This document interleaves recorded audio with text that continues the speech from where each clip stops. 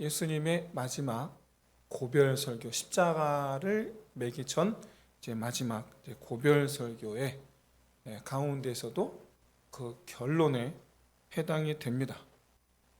그런데 이제 마지막 결론부를 이해하기 위해선 요한복음을 기록할 당시 그 시대적 상황, 그리고 더불어서 계시록의 말씀을 고려해야 됩니다. 왜냐? 이 복음서를 요한복음을 쓴 이유는 당시 시대적 상황 때문이에요. 원래 이제 요한은 복음서를 쓸 생각이 없었어요. 그러다가 이제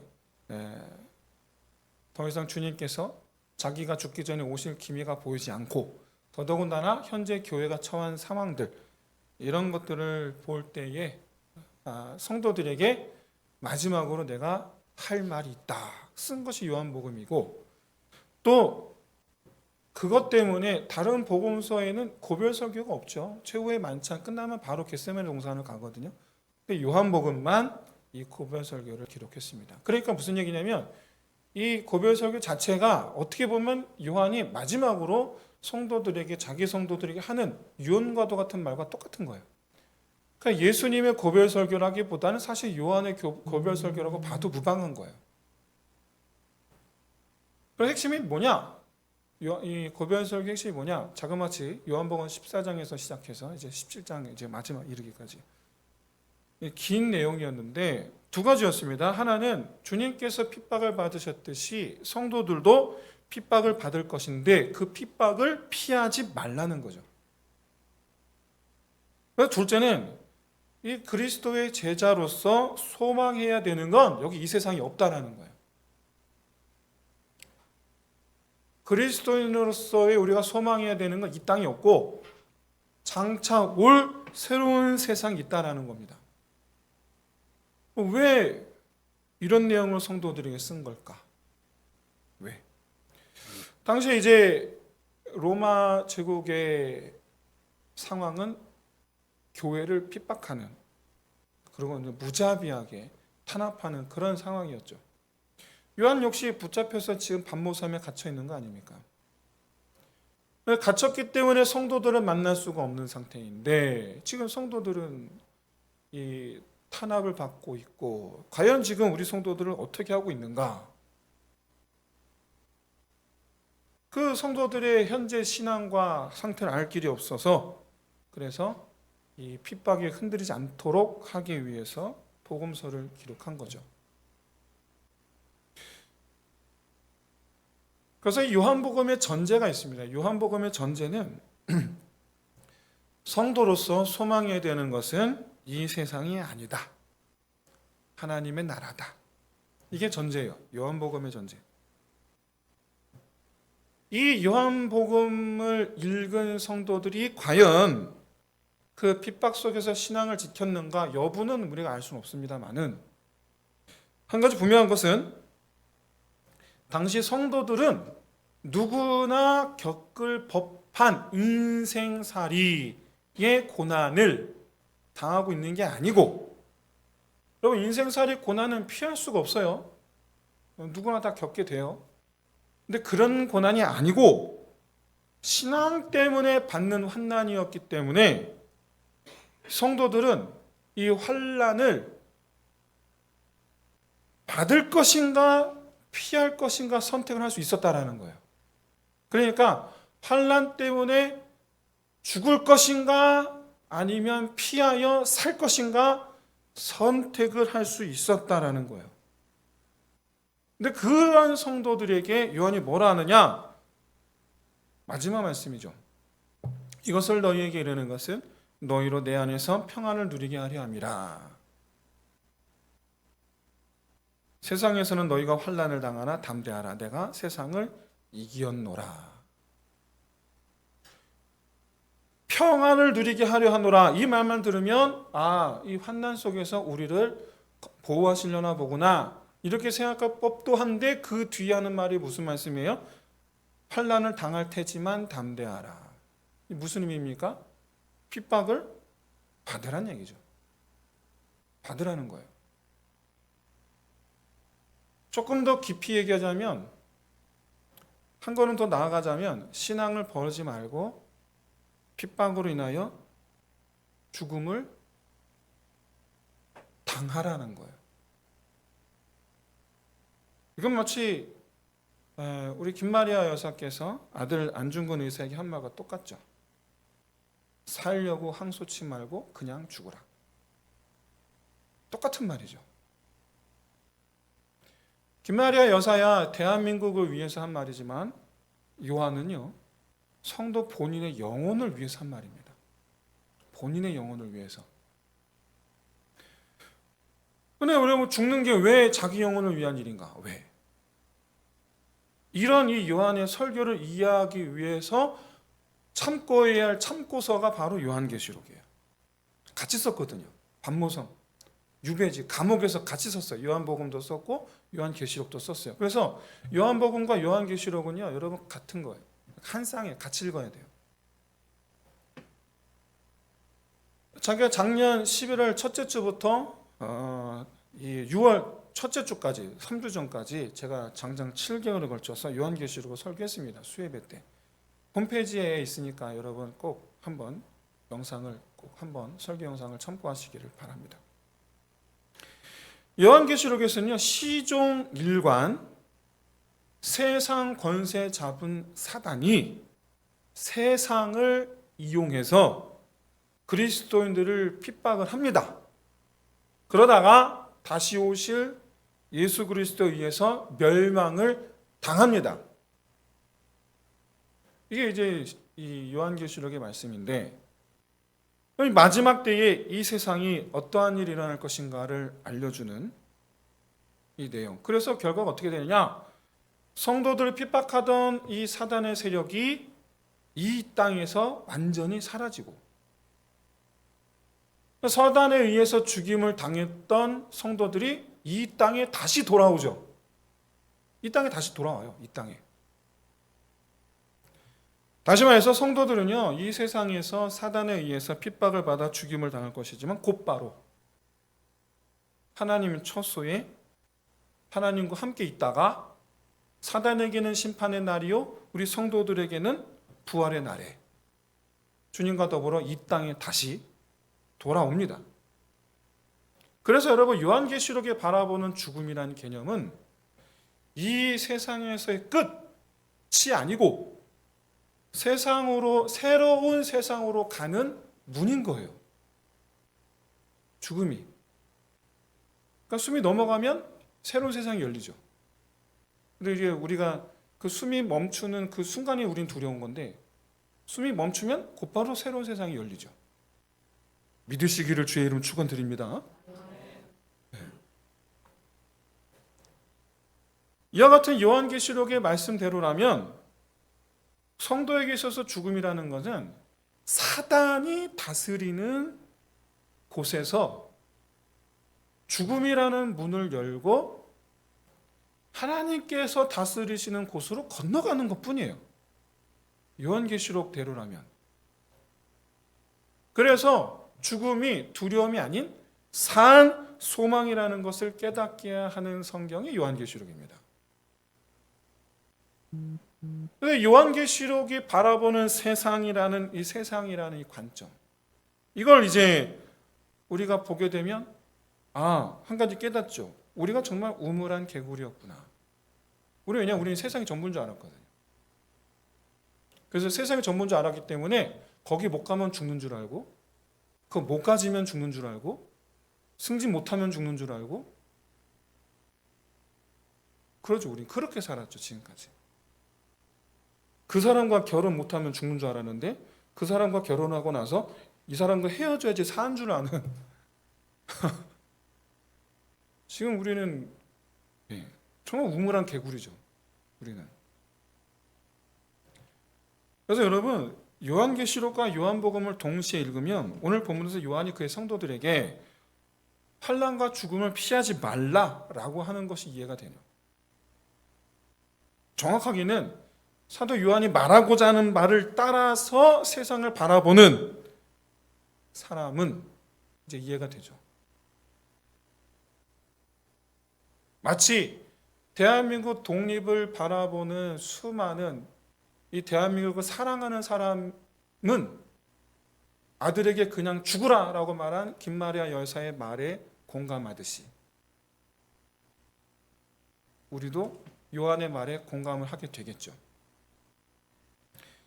이게 결국 무슨 얘기냐면 세상을 바라보는 우리 그리스도는 세상을 바라보는 패러다임이 변화해야 된다라는 거예요. 세상이 전부인 줄 알았을 때에는 세상에서 끊어지는 게 공포죠. 하지만 세상이 전부가 아닐 뿐만 아니라 세상이란 결국 단지 그냥 지나가는 길이다. 오히려 장차 펼쳐질 새로운 세상이 있다라는 것을 아는 사람에게는 이 세상에서 끊어지는 게 뭐 별로 그렇게 대수로울 일이 아니죠. 다시 올 거니까. 그래서 여러분 사도 바울이 이렇게 말하는 겁니다. 내가 세상의 모든 것을 배설물로 여기게 되었다고. 여러분이 세상의 모든 걸 배설물로 여기게 되었다라는 사도 바울의 말씀은 그러면 여러분 우리에게 어떤 의미인가? 세상을 다 버리고 살라는 건가?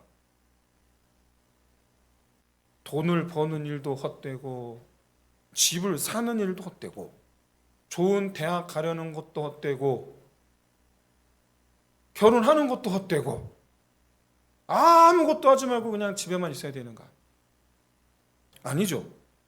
여러분 사도 바울이 말씀하는 세상을 내가 배설물 여겼다라는 이 말씀은 바울이 더 이상 세상을 중요하게 여기지 않았다라는 겁니다.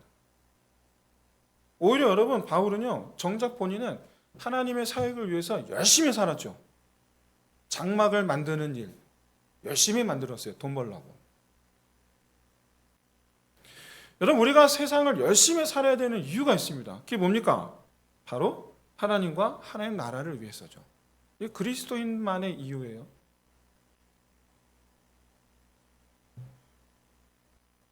그걸 위해서 하나님께서 우리를 이 세상에 보내신 거죠. 여러분 우리가 세상을 가까이 하려고 해봐야 세상을 움켜쥐려고 해봐야 이런 필연적으로 여러분 세상은 우리를 떠납니다. 필연적으로 떠나요. 우리가 세상을 아무리 사랑해도 세상은 100% 우리를 떠나가요. 결코 우리 손에 쥐어지질 않아요. 그러니까 모래성처럼 다 빠져나가요. 여러분 솔로몬이 괜히 헛되고 모든 것이 다 헛되도다라고 괜히 이 말씀 괜히 한 게 아닙니다. 우리 석담에 공수래 공수거라는 표현이 있듯이 여러분 세상은 내 곁에 머물지를 않아요. 나는 그걸 붙잡고 싶지만 세상은 반드시 나를 떠나게 돼 있어요. 그런 세상을 주려고 해봐야 그 노력이 헛되다라는 것이 전도서 솔로몬의 얘기예요.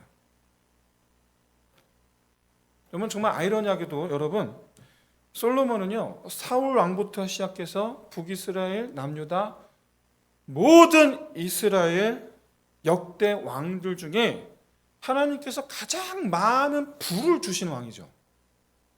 역대 왕들 중에 가장 많은 부를 주신 왕인데 그런 사람이 그런 것들 헛되다라고 말하는 것은 어떤 의미냐면 하나님께서 주신 것이 헛되다가 아니라 그런 것들을 쥐기 위한 자기의 그동안의 노력이 헛되다라는 거예요. 정작 자기가 힘써야 할 곳에 힘 안 쓰고 엉뚱한 곳에 힘을 쓴 자기 인생 되돌아갈 수 없잖아요. 엉뚱한 곳에 애쓴 자기의 지나간 인생을 바라보면서 한 말이 헛되다라는 말이에요. 내게 있는 것이 헛되다라는 게 아니고. 사랑하는 성도 여러분, 하나님은 우리에게 모든 필요를 공급하여 주시는 분이신 줄로 믿습니다. 하나님께서 주신 게 헛된 게 아니에요.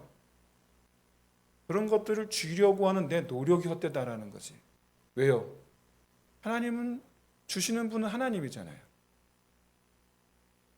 지혜로운 그리스도인들은 세상을 사랑하지 않습니다. 다만 누릴 뿐입니다. 할렐루야. 네. 여러분 히브리서에서 우리 그리스도인의 정체성을 이렇게 말하죠. 나그네라고 말해요. 이 나그네라는 표현을 현대 용어에 맞게 고쳐 쓰면 여행객이에요. 그렇죠? 여행객. 여러분, 여행 가서 호텔이든 펜션이든 하여간 그 시설들을 다 그 편리함과 그 재미를 다 누리는 여행객들이 그 호텔과 펜션을 가지려고 애를 씁니까? 아니죠. 그냥 누리고 오면 돼요, 그냥.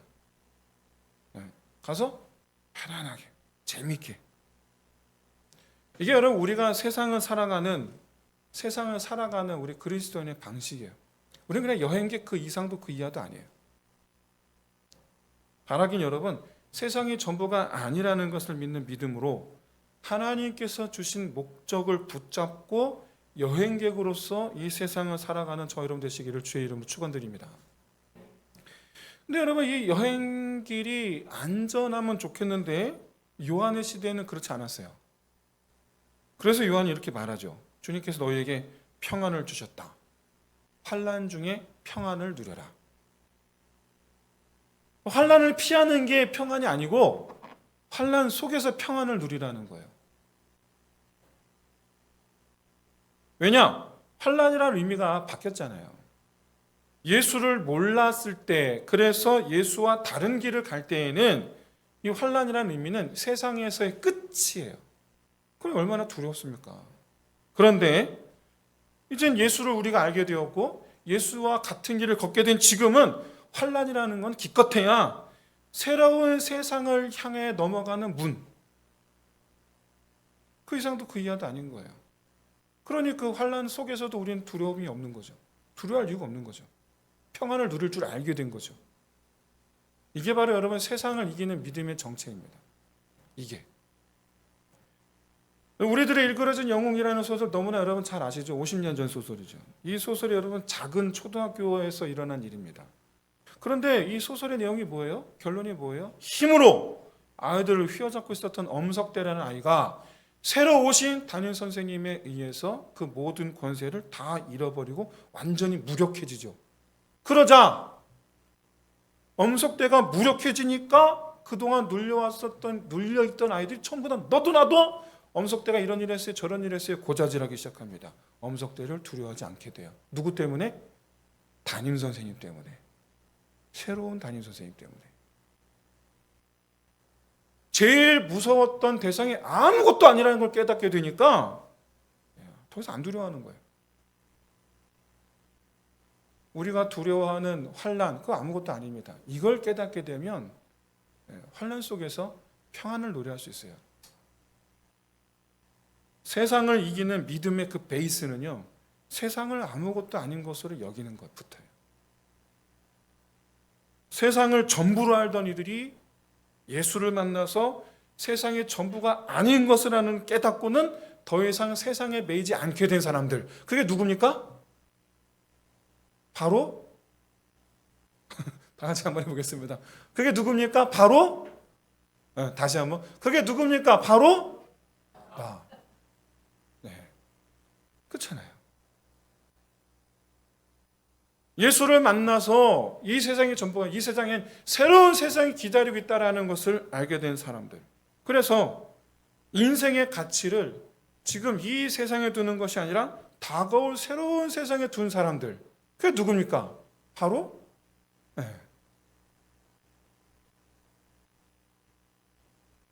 여러분, 근데 말이죠, 우리나라는요 그리스도인이라는 이유로 환난을 당할 일이 전혀 없는 나라예요.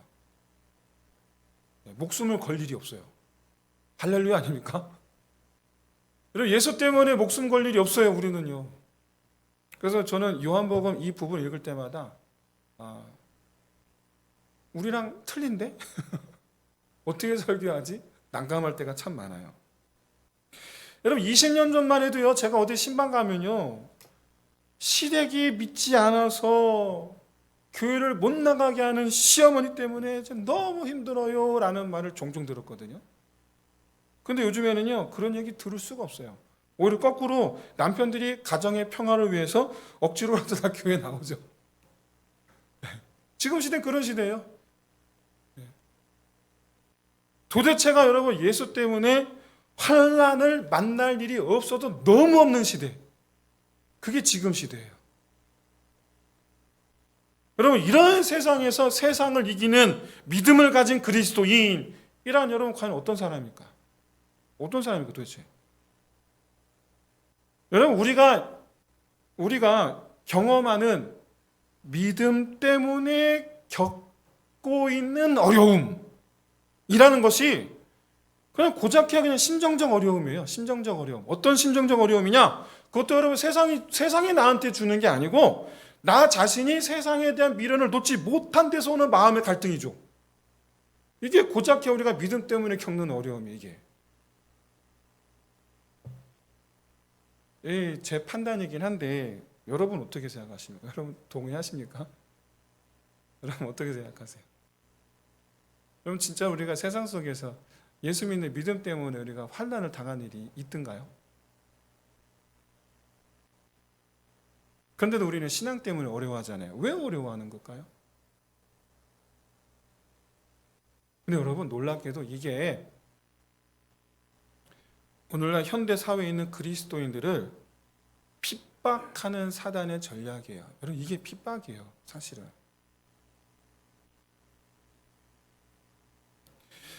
오늘 보면은요, 실제적으로 믿음 때문에 목숨이 이 개념을 잘 이해하십시오. 목숨이라는 것, 생명이라는 것, 목숨이 왔다 갔다 하는 상황 속에 있는 성도들에게 주시는 말씀이죠. 근데 우리는 그런 환경이 있지는 않아요. 너무나 편안한 시대예요, 환경은. 근데 여러분, 놀랍게도 우리가 생명을 잃을 위험에 노출되어 있는 것은 요한의 시대나 지금 시대나 여러분 변함이 없습니다. 오히려 여러분 요한의 시대보다 우리의 생명을 잃을 위험은 더 높아졌어요. 더 높은 시대에 살고 있어요. 왜냐? 지금 시대는요, 우리의 사단이 우리의 영혼을 직접적으로 노리고 있어요. 더 위험한 시대, 더 위험한 시대. 지금도 어떤 나라에서는요, 그리스도인들을 향해서 총칼 휘두르는 나라들이 있습니다. 가까이 북한, 중국 있잖아요. 하필 우리 옆에 바로 옆에 붙어 있잖아요. 그런데 그런 나라들이요, 전 세계에서 몇 안 남았어요. 대부분이 절대 다수 국가가 기독교 신앙에 총칼을 휘두르지를 않아요. 그런데 말이죠, 소위 우리가 알고 있기를 기독교 국가라고 일컬어지는 알고 있는 그 서구 사회의 수많은 나라들은요, 교회가 사라져가고 있어요. 생명을 잃어가고 있어요. 성도들이 사라져가고 있어요. 아주 편안한 환경인데 교회와 성도들은 사라지고 있어요. 교회가 생명을 잃어가고 있어요. 근데 이제 우리나라에서 비슷한 현상을 지금 보고 있지 않습니까? 지금 현재? 총칼로 위협하는 나라들의 성도들은요, 그 믿음이 얼마나 단단한지 아십니까? 정말로 굳건하게 짝이 없는 그런 신앙을 갖고 있어요. 그런 나라들의 성도들은. 그런데 총칼이 없는 나라들의 교회 성도들은요, 정말 더 무서워진 사단의 수법 아래 있음을 깨닫게 되시기를 진심으로 소원합니다. 바로 구워 삶는 전략이에요. 정말로 삶아요. 어떻게? 육신의 정욕을 만족해 하죠. 그 방법이 뭡니까? 미지근한 물에 개구리 넣고 천천히 온도 올리는 거 똑같은 거예요. 구워 삶는 거죠. 이게 얼마나 무서운 일입니까? 왜 무섭죠? 우리가 그걸 모른다라는 게 더 무서운 거예요. 내 영혼이 죽어가고 있는데 그걸 우리가 몰라요. 개구리처럼. 더 무서운 방법이에요.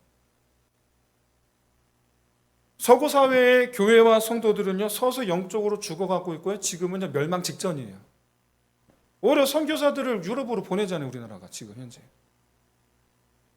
근데 지금 우리나라에 똑같은 일이 일어나고 있다니까요, 지금. 초대교회 성도들은요, 칼을 들고 믿음을 포기하라 라는 이 세상의 요구를 거절함으로 핍박을 받았다면 현대 성도들은요, 세상의 달콤함으로 이거 줄 테니 믿음을 내려놓으라라는 세상의 요구에 직면하고 있어요. 이런 요구를 거절하면 우리가 어떻게 될까요? 상황에 따라 달라지겠지만 한 가지 분명한 건 세상의 요구를 거절하면 예수로 말미암은 평안이 임하게 될 줄로 믿습니다. 그때. 근데 그 요구에 오케이 하면 육신은 즐거울 수 있어요. 행복할 수는 있어요. 근데 평안은 없어요. 사랑하는 성도 여러분, 세상 권세 잡은 사단의 무기가 바뀌었습니다. 바뀌었어요. 이 새로운 방식에 여러분 눈을 떠 볼 수 있으시기를 진심으로 소원합니다. 요한의 시대에는 육체의 고통을 이용해서 하나님을 떠나게 만들었는데 지금은요, 육신의 정욕을 만족해 함으로 하나님을 떠나게 만들어요. 문제는 요한의 시대에는 육체의 고통을 피하지 않음으로 세상을 이겼다면 지금은요, 육신의 정욕을 피해야만 세상을 이길 수가 있어요. 그래서 제가 오늘 설교 제목이 그거예요. 평안. 피해야 얻는다. 그래서 여러분, 진정한 평안은요, 내가 하나님 안에 있을 때뿐인 줄로 믿습니다.